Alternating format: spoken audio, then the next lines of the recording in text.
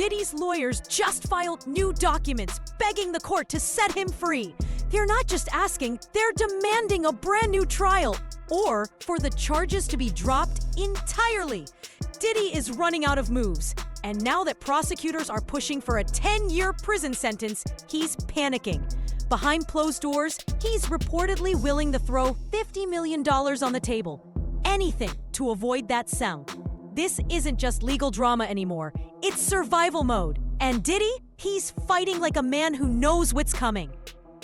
Now his attorneys say his actions don't fit the crime. Let's bring in Chief Investigative Correspondent Aaron Katersky and ABC News legal contributor Brian Buckmeyer for more. Aaron, what's the latest here? So, Diane, his attorneys say that the way this was charged doesn't exactly match what Sean Combs did. And they say he's the only person who's ever been convicted of this charge, transportation for the purposes of prostitution, who hasn't benefited from the prostitution other than through voyeurism. They say voyeurism, watching other people have sex, isn't what this law was meant to address. Combs, they say, didn't profit from the prostitution. In other words, he was no pimp here. And he wasn't a John either. He didn't have sex with the male escorts. Instead, he brought girlfriends and male escorts across state lines to watch them have sex. For the 5th time, Diddy's lawyers have begged the court for bail. This time, they're putting $50 million on the table just to get him out. But behind bars, things are getting dark. Inmates at the Metropolitan Detention Center say Diddy is terrified. He's desperate, and he knows what's coming. Prosecutors aren't backing down. They've urged the judge to reject his request again, calling Diddy a threat to everyone around him.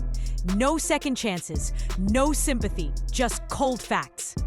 And a man trapped in a fight he might not win. So, and remember, the judge also, cited during the case that Diddy's admitted violence towards his former lovers, including Cassie. He said, quote, "It's impossible for the defendant to show he possesses no danger to any person."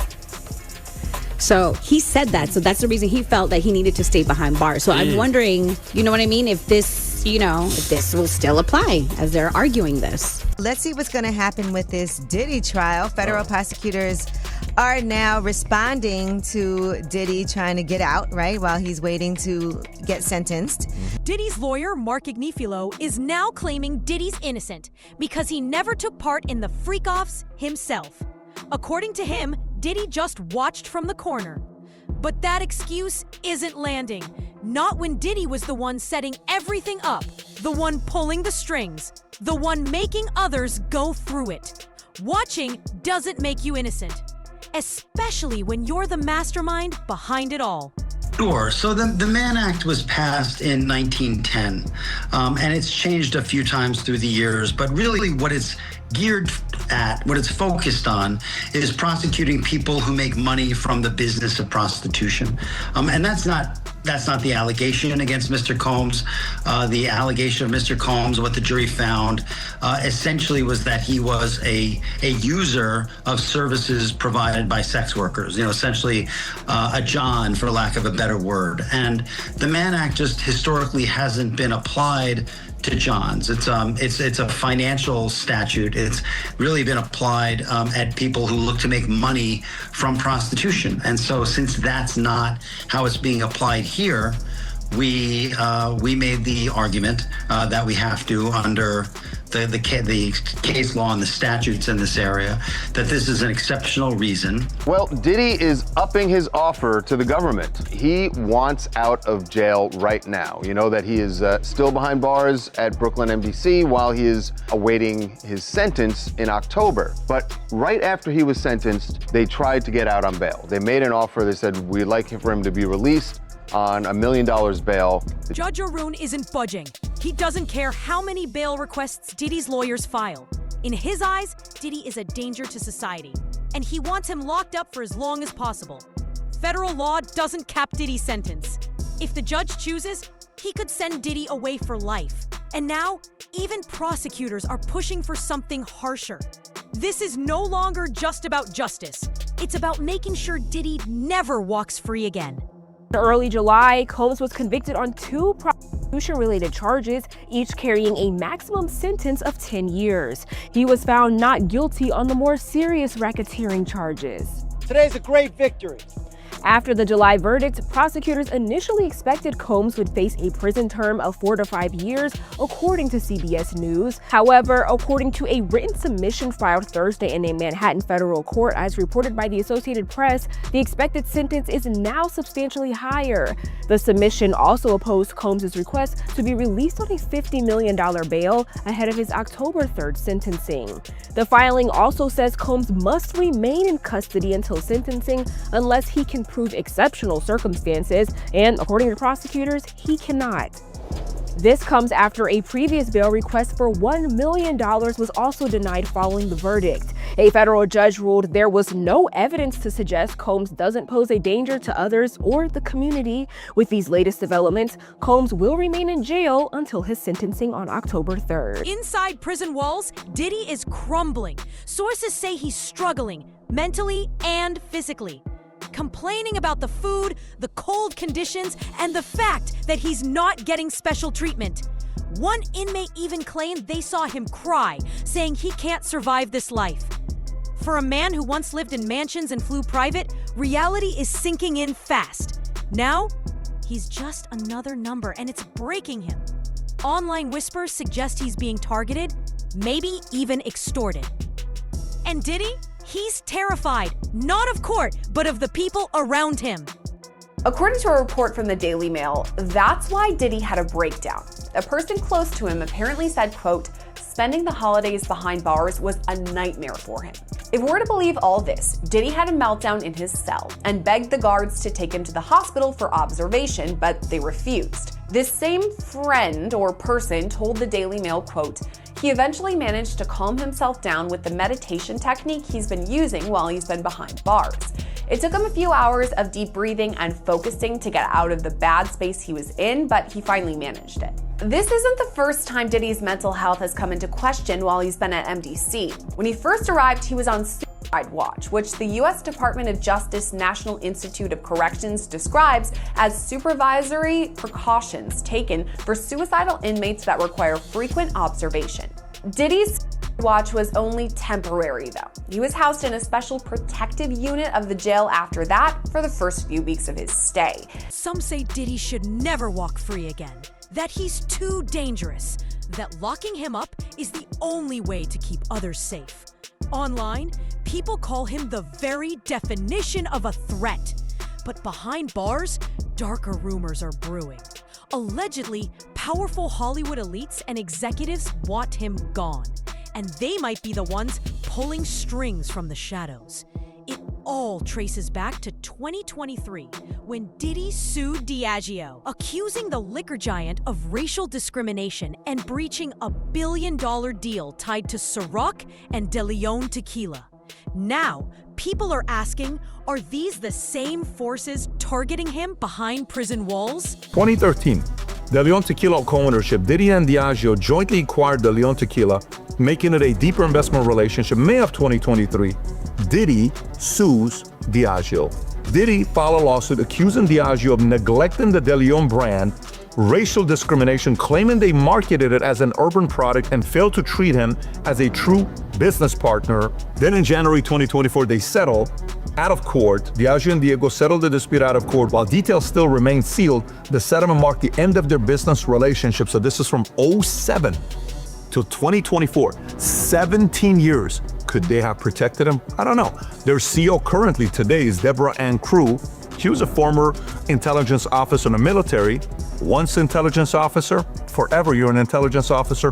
Who knows what happened? We don't know the relationship. We're not going to make any accusations. All we know is, could this have been a protection where they were at the parties and they knew things that were taking place and are like, wait, what do you want to do to us? No problem. Boom. You know, no jail or prison is expected to be a five-star hotel, we know that, but it's not supposed to be a house of horrors either. Yeah, the troubled and violent Metropolitan Detention Center in Brooklyn housing Sean Diddy Combs raided by the feds today. They're investigating poor conditions, rampant drug smuggling, mounting violence, and repeated inmate deaths. Eyewitness News reporter Darla Miles live at the scene in Sunset Park with to all of which he's pleaded not guilty. There's no VIP section, there is no concierge, only conmen, killers, and kingpins. MDC is so bad, federal judges have questioned the harsh conditions for those here awaiting trial. So bad I was here 2 years ago during a cold spell, reporting on detainees with no heat. The inmates that you're surrounded around, just in general, a lot of them are brought up on pretty heavy federal indictments, right? So just in terms of the atmosphere there, it's just certainly one that no one wants to be in. Combs was placed in a special housing unit and on suicide watch, the standard protocol for high-profile celebrity detainees. The disgraced mogul was denied bail by 2 separate judges. His attorney, Mark Agnifilo, asked the court to transfer him to the federal detention section at the Essex County Jail, but the judge deferred to the Bureau of Prisons. Federal trial attorney Philip Hamilton says lockdown can mean a lot less time to prepare your defense. The Metropolitan Detention Center has a dark reputation. Corruption runs deep, and inmates have mysteriously died behind its walls for years. But for Diddy, the real danger isn't just the other prisoners. A federal investigation is now digging into misconduct inside the MDC. Rumors, cover-ups, abuse. Diddy knows this place isn't safe, and every day he spends there could be his last. He's desperate to get out before someone inside decides to silence him for good. The legal saga of Sean Diddy Combs entering a new chapter after his guilty verdicts. In court docs obtained by E! News, the Bad Boy Records founder filed a new motion July 30th, requesting to either overturn his convictions or grant the 55-year-old a brand new trial. Less than a month after Combs was convicted for transportation to engage in prostitution, his attorneys calling the verdict unprecedented, alleging Combs never actually committed illegal acts as the law describes, saying in their motion Combs, at most, paid to engage in voyeurism as part of a swinger's lifestyle. That does not constitute prostitution under a properly limited definition of the statutory. Every single day Diddy spends behind bars, his life hangs in the balance. His legal team is working non-stop to overturn his convictions, hoping for a miracle. And if they pull it off, Diddy could walk out of prison a free man. But freedom for Diddy could mean fear for others. Because if he gets out, the people who testified against him, they could become the hunted. This isn't just a case, it's a ticking time bomb. He's suffering the consequences, and I don't feel bad for him at all. Because people was trying to talk to him. People was trying to tell him. You couldn't pull him by the coat and let him know anything. You understand? They messed up the game, brother. When he put that shit out with them, money, power, respect, it ain't never been like that. It ain't never been like that. You got your respect in the street that gave you your power, that brought you your money. Totally different thing. He let that money, power, and respect go to his head, but he had it ass backwards. So do I care what happened? Nah. He got enough money to buy his way out of this. So we think. So when you look at that video of him pacing around and he's looking worried, and you knowing him, do you think it's possible that he might commit suicide? When you're a narcissist, there's always a possibility because you're suffering. But I don't think that he could see himself in a cage. I don't think he could see himself behind those bars in those type of situations. It's too many real dudes that dislike him. Allegedly, Diddy might pull an Epstein. That's the fear. Because Diddy knows too much. He's been deep in the game for decades. He's seen the names, the deals, the backroom secrets. And if he ever decides to speak, a lot of powerful people could fall. That's why some believe he's not meant to survive this. Too many want him silenced. Gene Deal, one of his former insiders, says Diddy won't last in prison. And if that's true, time might already be running out. He's going to go to prison. And if you do, it'll be for something very, very small. It wouldn't be nothing what the people think. I don't think he's going to go nowhere long. But at the same time, you got to look at it. The best witness they had is P.Diddy. P.Diddy been an informant for a very, very long time. And P.Diddy is getting ready to go to trial for the murder of Tupac. P.Diddy said it, everybody else know it, and P.Diddy says the money came from Puffy to kill Tupac and myself. So if they really wanted Puffy that bad, P.Diddy would have could have deal with them, got on that stand, and broke it down. That would have been the RICO right there. That would have been murder for hire right there. Suge Knight has a wild theory. He says Diddy isn't what he seems. In fact, Suge believes Diddy is an FBI informant. And everything happening right now, the bail requests, the panic, the prison fear, is all just an act. According to Suge, Diddy's been playing both sides for years, running operations while feeding information to the feds to stay protected. The legal team, the drama, the tears behind bars? Suge says it's all smoke and mirrors, a performance to hide the real game. But I do want to ask you, how you feel about this program that he enrolled into? Well, the programs that they put him in is because of he's getting close to release, or he may be released. So the Bureau of Prisons for the federal government has to give him programs based on his crime that he committed. You know what I'm saying? He did commit a crime. He is going to jail for committing a crime, but the time is going to be based on his pre-sentence report. So now, in the pre-sentence report that the probation officer, the federal probation officer do, they go by the history. If he had any criminal history, they go by the criminal history. They go by the history, the crime.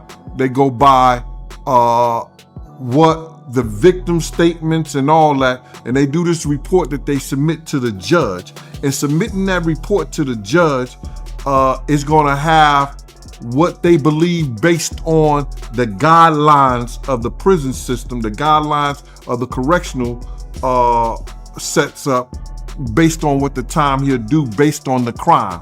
Now, the crime, and let's get this straight, the crime that he committed. Gene Deal says Diddy's fate now hinges on one thing, his presidencing report. That single document could decide everything. If it paints him as cold, manipulative, and unremorseful, traits echoed in the lawsuits and allegations, then the judge could throw the book at him. No leniency, no mercy, just raw punishment. And that's exactly what prosecutors are hoping for. They don't want Diddy to walk away easy. They want him buried under the weight of his own past. Is Diddy's time behind bars just another move in a bigger game? Or is this finally the moment the truth catches up with him? You decide. Drop your thoughts in the comments. We want to hear from you. And if you're into raw, unfiltered stories they don't want you to hear, like, subscribe, and stick around, because we're just getting started.